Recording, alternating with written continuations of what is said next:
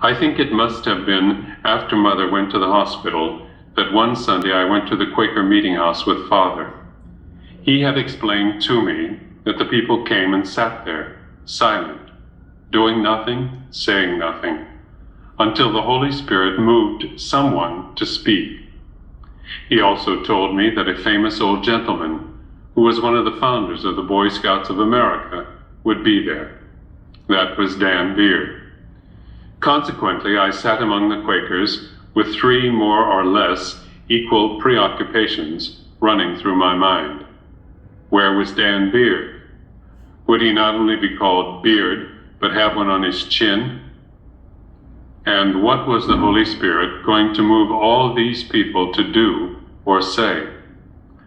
I forget how the third question was answered, but after the man sitting in the high wooden rostrum, presiding over the Quakers, gave the signal that the meeting was ended, I saw Dan Beard among the people under the low sunny porch outside the meeting house door. He had a beard. It was almost certainly in the last year or so of Mother's life, 1921, that Father got a job as organist at the Episcopal Church in Douglaston. It was not a job that made him very happy or enthusiastic. He did not get along very well with the minister.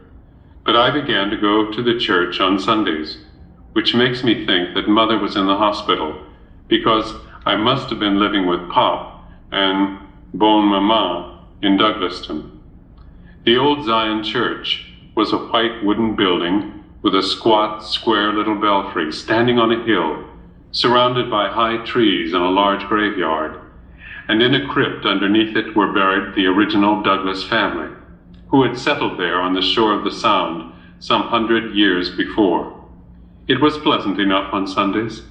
I remember the procession that came out of the sacristy, a choir of men and women dressed in black, with white surplices and led by a cross. There were stained glass windows up behind the altar. One had an anchor on it for its design, which interested me because I wanted to go to sea and travel all over the world.